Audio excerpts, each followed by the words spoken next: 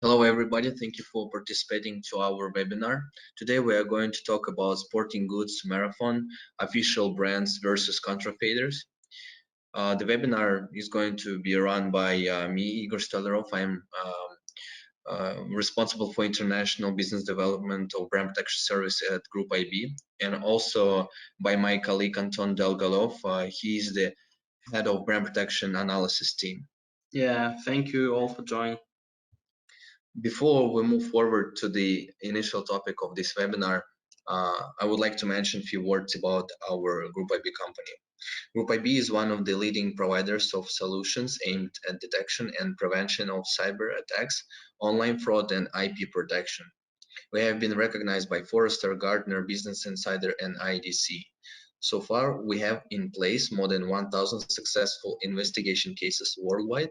150 of them were the most complex ones when cyber criminals got more than 5 years in a jail. We are official partners of Interpol and Europol, and we, Group IB, is operating in more than 60 countries all around the world. Why we actually decided to build this research and this sport research itself on counterfeit production, we decided to build on the Russian region since it's one of the biggest and problematic markets of online counterfeit online. However, Group IB is operating in a global scale, as I already mentioned, in different countries, because the internet doesn't have any barriers. For example, the resource can have hosting provider in Netherlands or registrar in Mexico, for example, but still it will target to the Russian audience. That's why it is really important to operate in a global scale. Now my colleague Anton will tell you more about the initial problems of scammers when it comes to online issues. Yes, so here it's important to understand that the counterfeit goods market is a commercial microcosm with its own rules. While legitimate companies compete against each other, actively promoting their products and paying money for marketing activities and PR activities and etc. Fraudsters just using all that activities for their own profit. Investments made by international brands into marketing their products benefit fraudsters too. Their advertising automatically appears at the top of the search engine results. They are using analyst tools for analyzing the situation in the online market, monitoring shops with most popular offers, and etc. They understand that they can control awareness level of buyers, of customers. So the main point here is nowadays counterfeiting and counterfeiters are not more amateur, they are now professionals. So they have their own infrastructure. They build an infrastructure and using all tools that they can. So to increase benefits and to increase their profit from these fraudulent activities. So now a few words about our research methodology. Our analyst team used such criteria. You can see them here. So it's type of counterfeit goods, methods of distributing and increasing traffic, counterfeit distribution platforms, and major trends in fraudulent activities. Also, we split in our research, we split into 3 different categories of manufacturers. So the first one is the large-scale sellers. It belongs to those well-known brands which everybody actually know, and it's not complicated to understand about what brands we're talking about here. So the second one is the specialized sellers. This is belong to the unique production, and usually it's a limited production of brands. So it's quite a unique product. Sometimes it's related to luxury brands, Yeah, and sometimes it's limited edition brands where goods are from time to time just released by limited packs. To understand it right, specialized sellers are companies that position themselves as brands for a particular market segment. And large-scale sellers are companies whose target audience in the entire market, and they offer many different categories of goods and a wide price range. And the last one group, which we mentioning in our research, is the market newcomers, is the new brands which are only starting to open the market for themselves, and it's a new brand which is not really highly recognizable by the audience and clients at this particular time. Yeah, that companies are only starting to build their audience, and we included them in the separate category due to their critical and somewhat contradictory divergences in trends and statistics. You will know about it later in our webinar. So let's go on. So some of our research results for some research results from our investigations. First of all, it's very important to know, and we were not waiting for this result, that 70% of all counterfeit sales offers and all that fraudulent activities are built only around large-scale sellers. So nowadays we can understand why it is happening. It's like the easiest way to make a goods a well scammed audience, because in large scale sales are aimed at the all market audience. So moreover, it is very important nowadays that mobile apps, mobile applications are used by, I think, every person, and maybe nearly every day.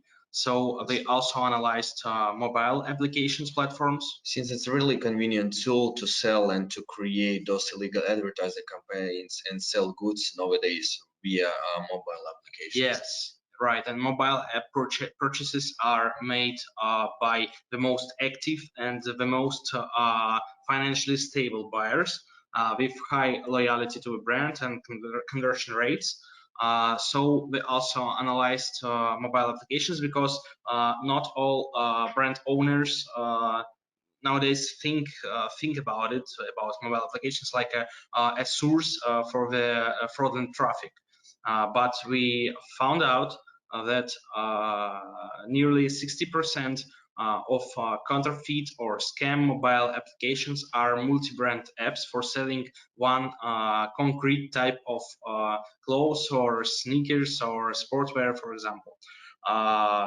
So we mentioned that nearly 77% of mobile applications are placed on the gray stores and white market stores are scam or fraudulent somehow, and not even connected with the original ones. By the gray market of applications, we mean not the iOS and the Google Play stores, which are usually the official ones, app stores where you can download easily the application. But the gray market for the application, it's a bit another stage where you can also download the application, and unfortunately, usually you can get the fake mobile app from the gray store. Yeah. So talking about social media and social networks. Yes, basically today it's really easy to create trading platform for scammers to sell counterfeit products online. The social media provides user-friendly tools, and social media doesn't require any documents and proof from the scammer or from the person who is creating those groups or personal accounts in social media. So fraudsters can sell fake goods via marketplaces, as you can see it on the screen, on social media via personal accounts and via groups. They easily can create new accounts one more time without any documentation. And in fact, 13,000 groups on VK. VK is a sort of Russian Facebook platform. They use the word sneakers in their name. So you can imagine how huge the problem is and how big the volume of creation from the scammer side, those illegal offers and some fake groups. Yeah, the main point here is that selling counterfeit products through social media is both free and simple. Anyone nowadays can find a photo of a product in public source, just like Google it in internet, for example, and to use it to post an advertisement or an offer in the social network as if the item belongs to them. If their profile would be blocked for scam or for fraudulent activities, they can simply sign up and create a new account and post countless new ads and offers. That's very important to understand that this concrete war is not ending anytime, but we must to compete with this source of fraud, because it's very important to fight back because of the famous social networks generate so much traffic to fraudsters. By our analysis, we identified that 96% of users go to the source located on the first page of search results, and only 35 of them are the official resources. And as you know, people tend to, when they search for some products, they just usually go into main like the top three links. Unfortunately, scammers also pay for advertising campaigns to make their websites on the top of the search engine results. And it's also a bit pity, and it's a problem. Only 3% of users go to the second page and on the second page, no more than 50% of official resources are located. So we basically estimate that 77% is fake resources in the search engines, and only 23% are the official ones. So it's really complicated to recognize which one is the official resource and which one is not in this big of mess with different types of illegal and legal resources. And by our statistics, you can see how it's different. Yeah, and about marketplace platforms, for no question, it's the most popular place to make an offer of counterfeiting goods and etc. We identified through our research that average number of purchases a day per brand exceeds more than 2,000 items. Interesting part is that prices on all the platforms except eBay are significantly lower than the official prices. For buyers, this is what largely forms the ready-to-buy price. So that type of psychological price, we will talk about it a bit later. Based on our estimations, the amount of money generated in 6 months by trade in counterfeit goods on marketplaces exceeds 500 million rubles. So this amount is quite significant, so it's crucial maybe even. So it's very important to control these platforms and to communicate with them to build a good strategy about defending your brand online in the marketplace. At least platforms should use a sort of request for documentation when or some licensing, for example, right? That yes. Will identify whether and who is going to put any products on that should somehow make it legitimate or not, right? Yeah, the documentation and identification is the perfect way to control the situation, and we will talk about it a bit later too. Now let's talk about the psychological point of view. So today the price cannot tell anything actually about the quality itself of the product. Let's take a look at to our ready to buy chart. And as you can see that the things are here fundamental, especially for the market newcomers. But the first, what is actually the psychological price of the product?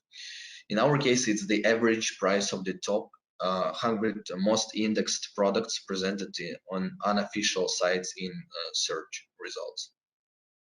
As we see, users while they're shopping most of the time see not the real prices, which is actually changing their mindset and perception.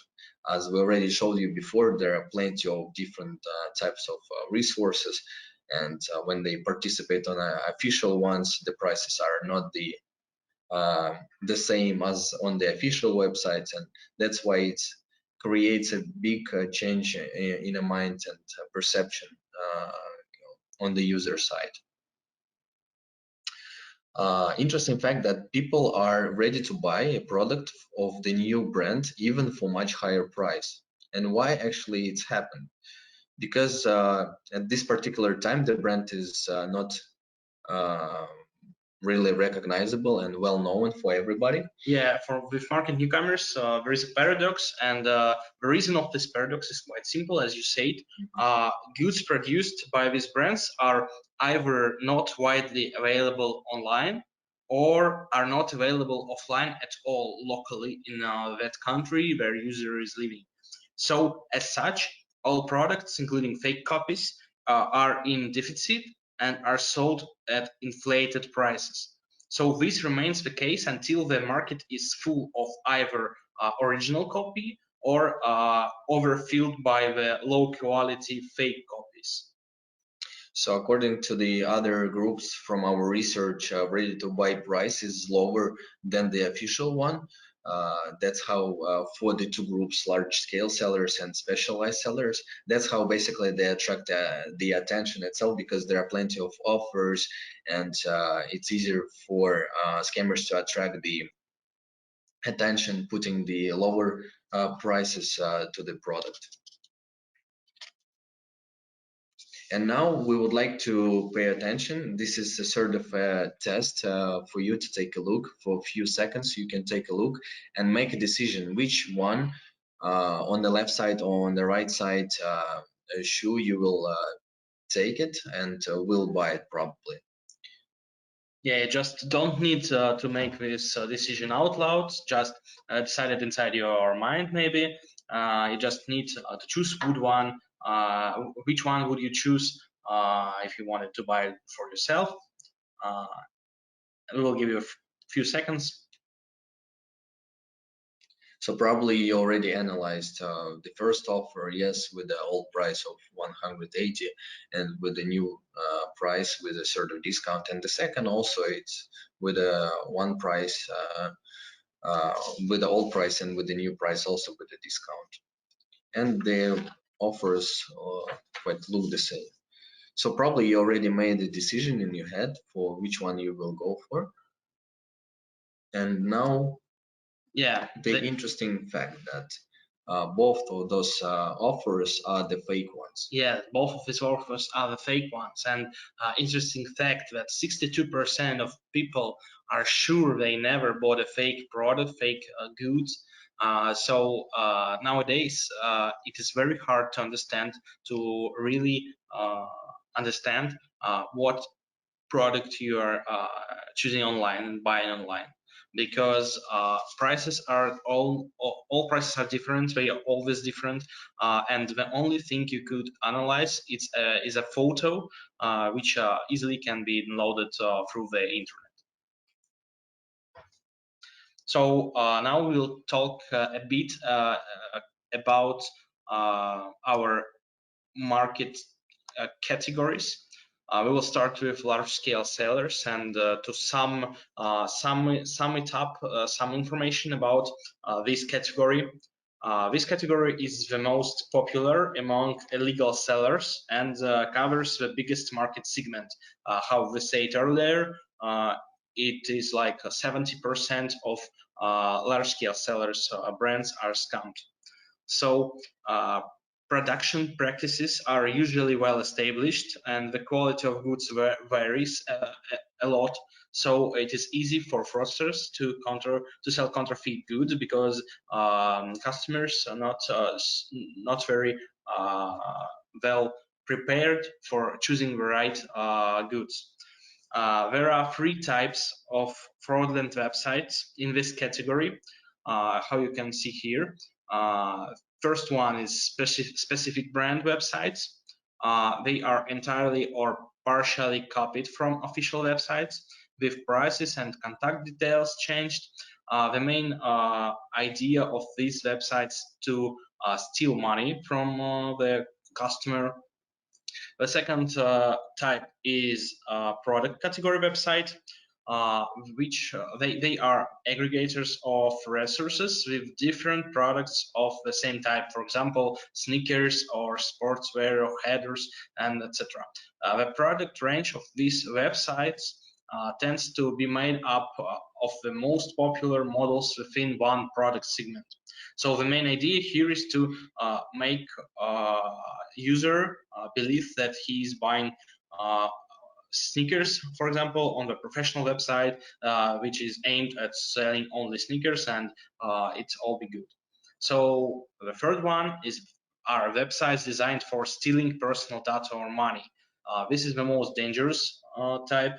The sale patterns on these websites are very similar. They are trying to steal your credentials. They are trying to steal your card data, maybe personal information, and use it afterwards for their own purposes. For own purposes, for selling this information in the deep web, for example, in the dark web, or just for stealing money from your credit cards. Yes, basically these resources aimed just for stealing the credentials and then doing something illegal with them. Compared to the first two groups, there could be potentially bring you the product at the end, but the product will be just fake or other products instead of what you actually wanted to buy. Now we are going to discuss about the special sellers. Yeah, so according to special sellers, there are various types of products in this category. They are popular among fraudsters, for example, sneakers, headwears, tracksuits, and etc. The main point here is that specialized sellers are often trying to sell limited collections, to sell somehow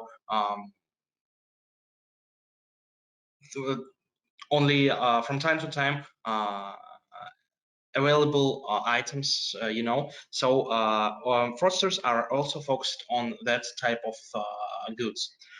There are fewer fraudulent and phishing websites in specialized sales compared to large-scale sales, but in terms of design and functionality, they are of higher quality and bear a close resemblance to official websites.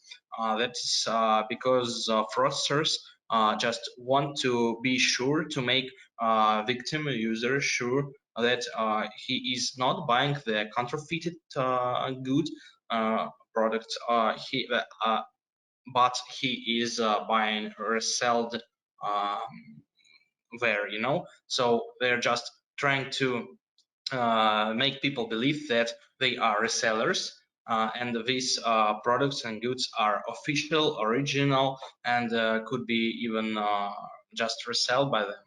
So basically, fraudsters and scammers here are well prepared actually for these particular groups for special sellers, because here they use the unique and the similar and almost the same designs that people won't recognize by the visual visual point of view, whether this is legal or illegal website. So they use real good tools and uh, like features of the official web designs and put it on into their like scam ones. Yeah, you're right. To attract visitors to their websites, fraudsters here also use contextual advertising, targeted text message campaigns, spam campaigns, mass messaging and messengers. Such activities have a significant impact on a target audience's attitude towards brands and results in reputational damage. And now let's talk about the market newcomers. Yeah, so what is about new companies on the market and market newcomers? Products offered by the new businesses are often the least popular among fraudsters since their audience is not that big and loyal, and their goods are relatively more difficult to copy because nobody knows what the original is and how it looks like, how it feels like, and etc. So no, neither fraudster or user, just customer, do not know it. So, however, in some cases, new brands become the target of information attacks. In particular, the massive dissemination of negative reviews and publications about products or the company itself, affecting the reputation among the target audience. So the main and the biggest problem here for market newcomers to monitor reputational situation and informative field around them, because this is very important, because the main idea here that some new companies could even not grow their audience and their popularity through this hateful news and reputational risks, and maybe sometimes fake news and etc. Yeah, basically their core business cannot grow because if they have already at the beginning the fake resources, and people just will go to another brands and won't spend any more time on this because it's already from the first point of view at the beginning they already got in troubles with this brand. So what's the reason to spend more time with this particular company? Yeah, right? It's right. So basically, the new challenges for online retailers is the first one is the information security is the new anchor for e-commerce businesses, and the another one is that sale of counterfeits is not the only reason why scam websites are unsafe.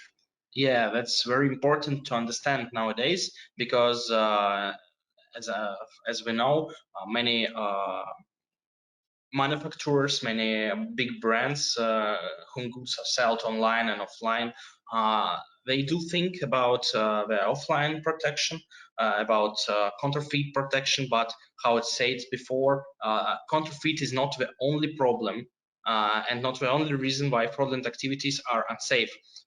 10% of websites that sell counterfeit goods, involve phishing scams and malware. So this means that in addition to the risk of purchasing a low quality item that might never be delivered, buyers also risk having their personal and payment data stolen, risk having been hacked by the malware, and etc. So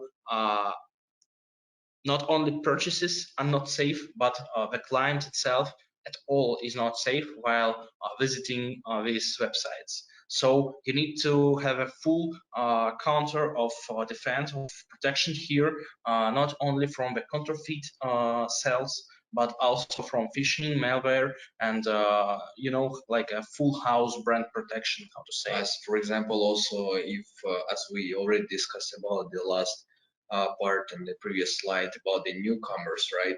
Their biggest risk for their reputation is the actually reputational risks. So if the negative information is spreading out on the internet or some target, it's not necessarily that they're selling counterfeit goods there, right? But scammers just create the fake websites where just put their logo, put their like the same design, and spend some and post some information about the brand. And already from the first point of view, it will be it will influence in a negative point of view for the core business of brands. So basically, what are our recommendations from our side to brand owners? The first one is to stay connected with the marketplace platforms, as for example the Chinese platform Alibaba, as you know about it, is a good example of how to find counterfeit before posting any ads about brands good for sale on their websites. So usually when you would like to post any advertising campaigns or create illegal online selling activities, you have to mark that you have some documents that you can actually do it. So this is the actually a good point to establish a good relationship with other large marketplace platforms. So you will be, they will check uh, on your brand if there is any new people would like to post any advertising campaign, so they have to provide some documents before this ad will be placed on the marketplace itself. The second one is you should monitor for the internet, because fraudulent websites can appear and disappear on a daily basis. In most cases, they're combined into networks with different identical designs for different brands, and they're like copying it really well.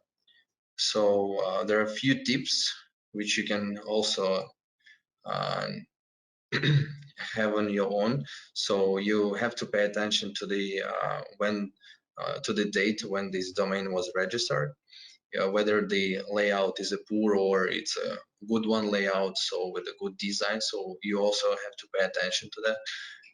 Sometimes scammers use the incorrect and suspicious contact details, and also to control where counterfeits are sold, brand owners must regularly monitor for the internet for the different scams there. Yeah, all these tips could possibly help your customers to not be scammed. Uh, and this is a good position to acknowledge your customer, your clients, to briefly make them understand what is safe and what is unsafe in the online market. So, and the last one, but not least, but in our list is also important point is to raise awareness to your audience. So because buyers are not always well informed about what's going on with the brand and with the on the manufacturing process, uh, so IT hygiene is a really important thing and tool to use to increase the awareness for your popularity for your clients. So it's critical to and crucial to organize awareness campaigns to educate clients of yours on the internet about the potential risk while they're shopping online. Yeah, so now we can move forward a bit to a real case, our real case of 2018 FIFA World Cup. Uh, so this case showed that all sports brands, without any exceptions, need to be protected online and need to make them bear protection online. Our research demonstrated that as official organizers prepared to the tournament, to the championship, so did illegal sellers of merch, illegal sellers of tickets to the stadium, and etc. So popular marketplace platforms saw an increase in the number of offers and queries related to 2019 World Cup from 336 to more than 4,000 in 3 months. So just in 3 months, it grown up in 10 times or more than in 10 times. So here we see 12 times. So this the main idea here is to understand that you are like a big brand, and you are as a big brand, as a brand owner, spending money for your marketing campaigns, for your PR activities. It is not only helps you, but it also helps fraudulent fraudsters to grow a big advertising campaigns and a big marketing and scam campaigns around their own marketplaces, their own gray shops, their own gray websites, and etc.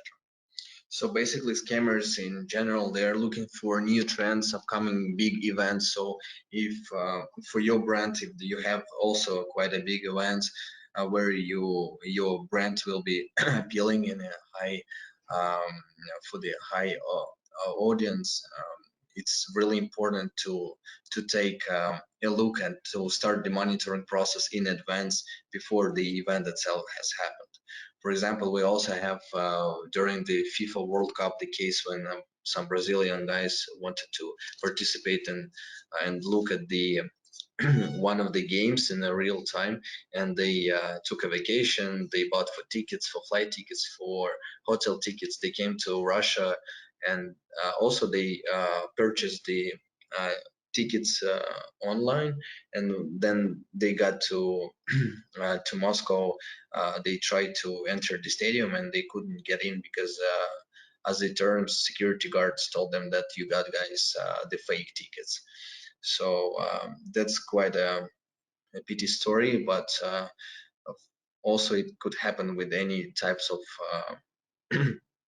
brands as well when people would like to purchase something online. So we should be careful together on it. And if you have any questions, please let us know. From our side, we would like to offer you, if you would be interesting to have a we call it threat analysis report, so we can search and to analyze what kind of situation you have at this particular time on the online field on the internet. So if you would be interested to get this kind of reports about the situation, please feel free to reach us out, and you are always welcome.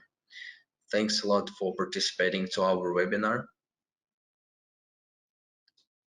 If you have any questions, please let us know. Have a nice day.